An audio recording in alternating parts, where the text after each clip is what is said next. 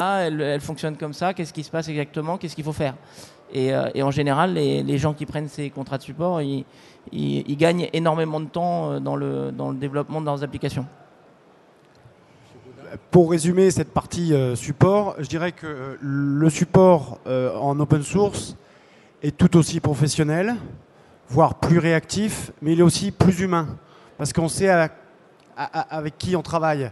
Nous, les équipes de support de Talend, Jasper, Spago, Exo, on les connaît, ce sont des gens avec qui on a partagé des moments, partagé des projets, et donc on sait les appeler rapidement s'il le faut.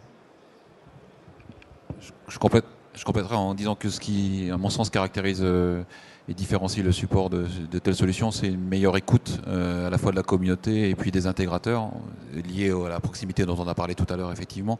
Mais je pense que les utilisateurs et les intégrateurs sont écoutés quand ils ont des bonnes idées, elles sont mises en œuvre plus rapidement qu'un éditeur qui va avoir une roadmap finalement calée sur X années et qui va avoir des difficultés à en sortir et être à l'écoute des remontées qui pourront lui être faites. Donc c'est vraiment, je pense, cette capacité d'écoute de la communauté qui fait que derrière vous avez, au-delà du support sur incident bloquant, on va dire, une capacité à faire évoluer le produit dans le sens que souhaite la communauté ou dans le sens voilà, des remontées de la communauté. Je voudrais revenir un instant sur l'intervention en 60 minutes garantie dont parlait M. Donikian. Ma question, c'est comment font-ils? Parce qu'en fait, 60 minutes d'intervention, c'est extrêmement court, évidemment. Pourquoi les éditeurs propriétaires ne le proposent-ils pas? Et qu'est-ce qui permet à une communauté ou à un éditeur comme Zimbra de le faire?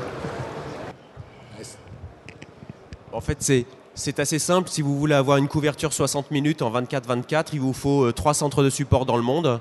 Il en faut un aux États-Unis, un en Europe et un en Extrême-Orient. Et c'est ce qui est organisé chez Zimbra, qui a l'inconvénient de ne pas vous garantir un interlocuteur en langue française. C'est la rançon de ce type de service. Par contre, qui vous garantit une prise en charge et une intervention en 60 minutes sur votre problème. Est-ce que vous êtes organisé de cette manière-là, M. Cahill? J'ai tout à fait la même réponse. On va ajouter une personne de support ici à Paris en plein d'été. Et peut-être encore un point, il y a une société française, une succursale Jaspersoft ici à Paris, qui est aussi important. Monsieur Gaudin, sur la même question, vous assurez quel niveau de support par rapport au... Alors, nous, on n'a pas un éditeur derrière nous, donc nous, en tant que société de service, on assure un contrat de support adapté à la demande des utilisateurs. Donc souvent, ce qui se passe, c'est que première phase de mise en œuvre et ainsi de suite, on va être sur un support relativement élevé et qui, dans certains cas, va avoir une couverture largement plus large que juste l'ERP. Parce qu'effectivement, dans un premier temps, les équipes internes du client veulent se décharger de tout ce qui est administration, production informatique en tant que telle. Et là, dans ce cas-là, on va pouvoir assurer un contrat de support allant jusqu'à l'hébergement sur cette période-là. À l'opposé, dès que le projet commence à être en route, on revient sur du support plus classique. Et là, on commence à revenir sur des contrats de support type éditeur, avec des temps de réponse la plus classique éditeur, vu que nous, on n'a pas une couverture mondiale. Et derrière, c'est la communauté. Donc là, effectivement, on n'a pas une garantie de support de réponse de la part de la communauté.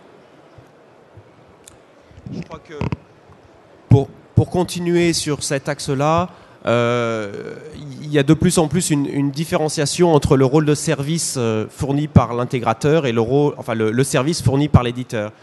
Et il y a tout un volet qui est en train de se développer assez fortement, ce qui est le maintien en condition opérationnelle, qu'il ne faut pas confondre avec le support. Parce qu'il y a sur une installation une administration avancée de la plateforme à mettre en œuvre.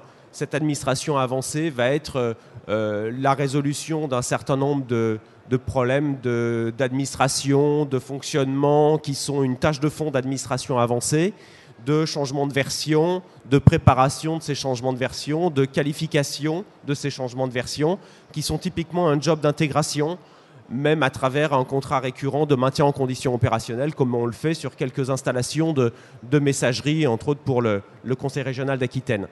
Et puis, il y a véritablement un rôle de support que je décrivais tout à l'heure, qui est typiquement le rôle de l'éditeur, qui est de fournir des patchs, qui est de fournir du correctif sur le cœur du produit, et ça dans des délais plus ou moins courts en fonction de la nature du produit sur lequel on travaille, et de bien sûr fournir ce travail mutualisé qui est de construction de paquets de distribution de son offre.